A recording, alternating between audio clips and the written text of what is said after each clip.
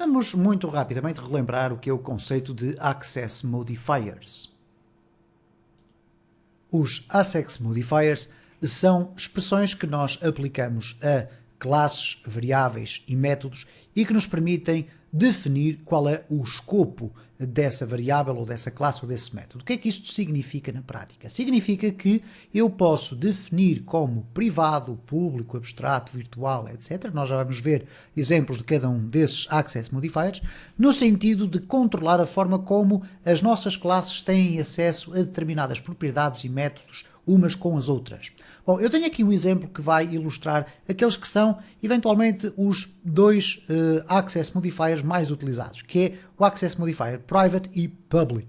Vocês poderão observar aqui que temos aqui o Private e o Public. São duas expressões que nós colocamos, então, antes de campos ou propriedades de uma classe, ou então antes de um determinado método.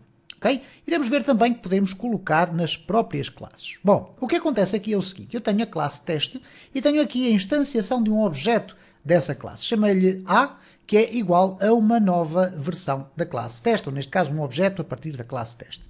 Depois temos aqui dois campos e dois métodos. Bom, o que acontece neste caso, nós temos private string e public string. Ora, se repararmos aqui o que vai acontecer quando eu colocar A ponto, eu vou ter acesso ao apelido, que está definido como public, isto é de acesso público, e por conseguinte eu posso colocar aqui ponto apelido é igual a qualquer coisa, mas não tenho acesso a A.nome. Porquê? Por uma razão muito simples, nome está definido como sendo privado. Bom, o que acontece em relação aos métodos é exatamente a mesma circunstância. Eu tenho o método 1 e tenho aqui o executar. O método 1 está definido como private, mas o executar está como public. Então eu tenho A. E depois temos aqui o executar. O executar eu posso executar neste caso, porquê? Porque ele é público, mas não tenho aqui listado o método 1 porque ele é privado. Perguntar-me, então, mas qual é o sentido da existência de private, se eu não posso aceder a eles fora desta classe? Bom, eu posso aceder a eles dentro da própria classe, o que significa que, por exemplo, neste método, peço desculpa, que é o método executar, eu posso, por exemplo, aceder ao nome. Bastará colocar nome, ponto, ou melhor, nome é igual a teste, por exemplo. E não tenho qualquer espécie de erro. Por conseguinte, o que quer dizer que este tipo de acesso só é permitido dentro da própria classe. Da mesma forma que eu posso querer executar o método 1, que é privado e não pode ser executado a partir da instanciação desta classe. Como é que eu posso fazer? Bastará fazer assim, método 1 e está a ser executado. Então o private pode ser utilizado para nós encapsularmos dentro da nossa classe um conjunto de métodos e propriedades aos quais só a própria classe tem acesso.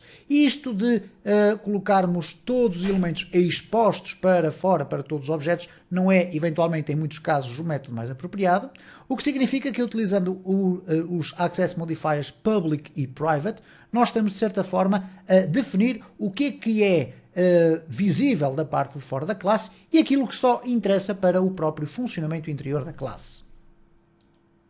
Um aspecto que é um detalhe, mas que pode ser importante, é o seguinte. Como podem observar aqui, nós temos classe teste. Implicitamente nós não temos aqui nada. Bom, mas na realidade temos. É como se tivéssemos aqui um public, ok? E por isso esta expressão que aqui está continua a ser válida. No entanto, se eu colocar aqui private, o que vai acontecer então é que esta expressão que aqui está vai gerar erros. Porquê?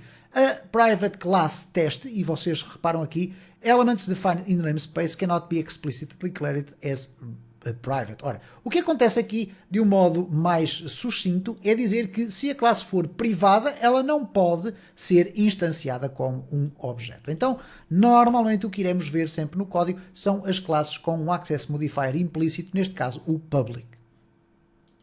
Falando muito rapidamente no outro Access Modifier, que é o Protected, e que nós podemos verificar aqui. O que acontece aqui, neste caso, é o seguinte, os campos ou os métodos definidos com o Protected, eles só podem ser acedidos dentro da própria classe, o que quer dizer que se eu colocar aqui um private void método e depois tentar aceder a estes campos nome e apelido, neste caso o nome que está protected, eu posso colocar nome e não tenho qualquer problema. Se eu colocar apelido, também não tenho qualquer problema, ambos são privados. No entanto, o que vai acontecer com o protected é que ele pode ser acedido nas classes derivadas desta classe base. Ora, o que é que isto significa na prática? Bom, se nós olharmos aqui para o homem, ele é derivado de humano, que é esta classe que aqui está. Então reparem o seguinte, nós temos aqui um erro. Porquê? Enquanto aqui private string apelido não é possível aceder a partir de uma classe derivada, no caso do protected, ele funciona como um private para o exterior, mas para todas as classes que sejam derivadas da classe humano, ele está disponível. Então o nome está disponível para ser usado aqui. Agora reparem o seguinte, eu criei aqui uma instância de homem desta classe.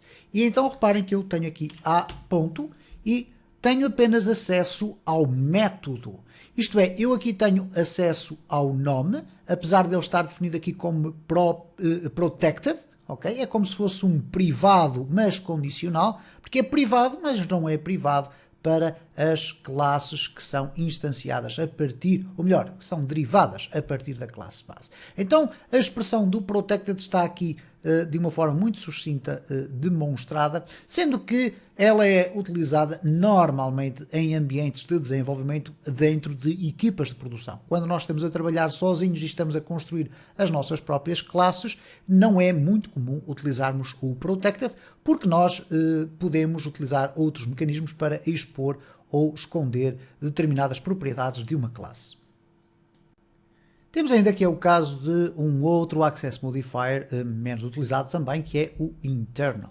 E o Internal basicamente refere-se a um tipo de Access Modifier que permite apenas que a acessibilidade aos seus métodos ou aos métodos definidos com o Internal possa ser executada dentro do mesmo assembly. E do mesmo assembly estamos a falar dentro da mesma aplicação. Imaginem que estaríamos a construir aqui uma DLL. O que é que acontece? Essa DLL ou uma Dynamic Link Library, poderíamos ir depois usar numa outra aplicação importada, e se nós tivermos o internal, o que vai significar é que essa variável nunca vai ser exposta à outra aplicação na qual nós importamos a DLL.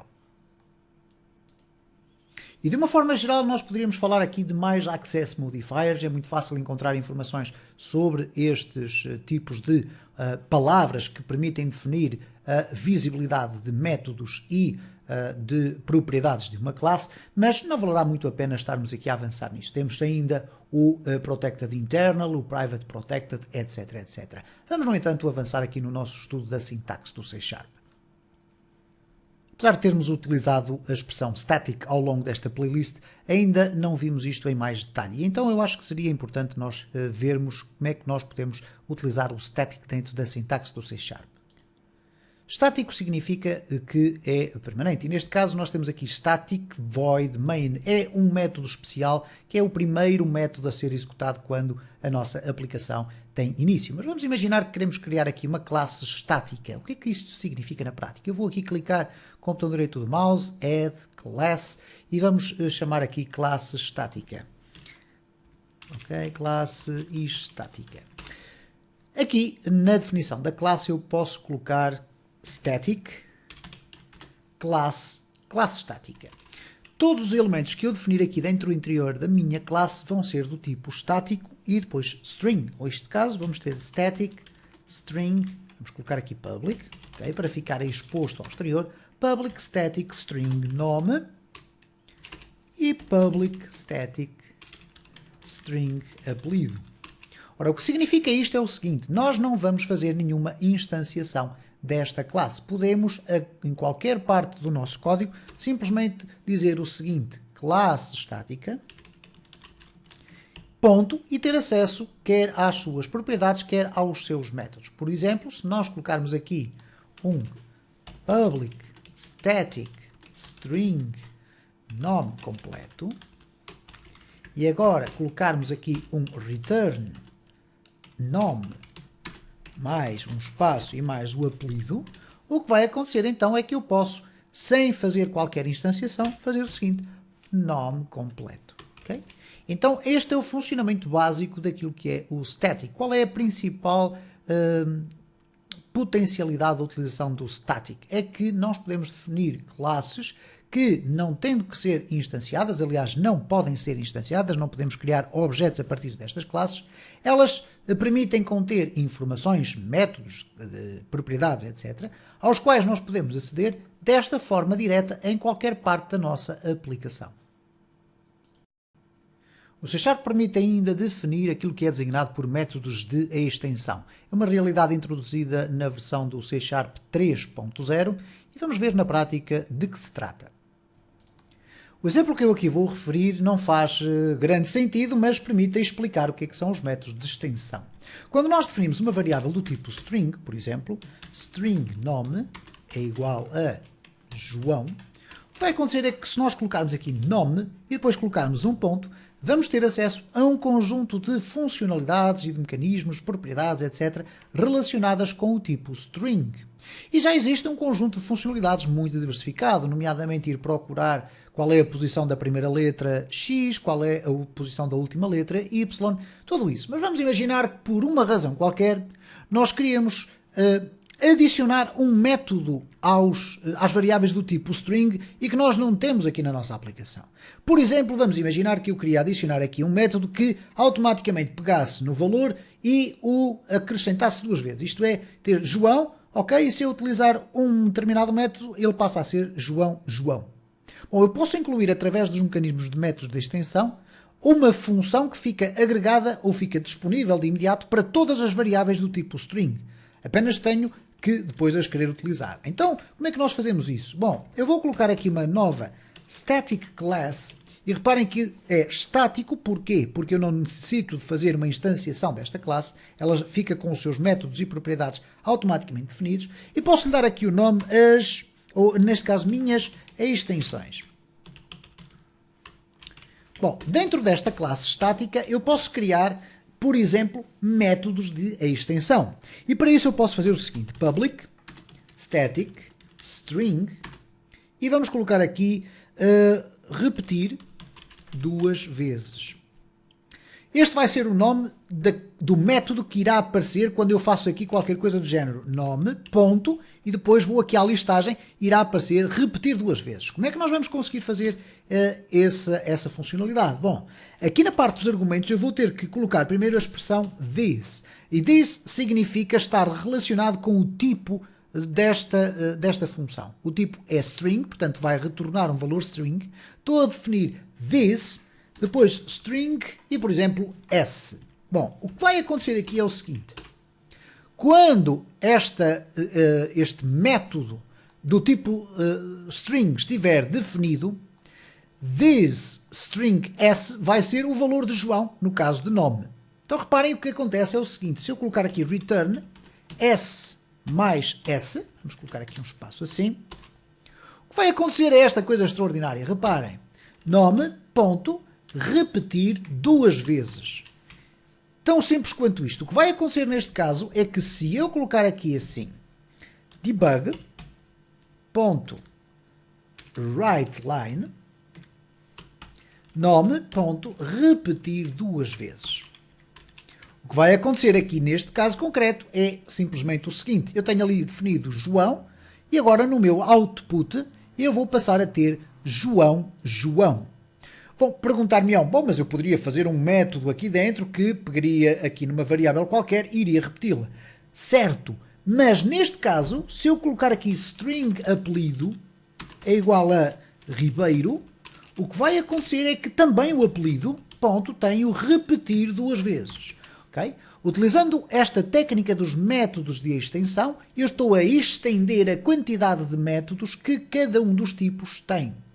E é este o exemplo mais simples que nós podemos ter para explicar o que são os métodos de extensão. A possibilidade de nós podermos acrescentar funcionalidades às funcionalidades que já existem por defeito na NetFramework para os diferentes tipos de variáveis.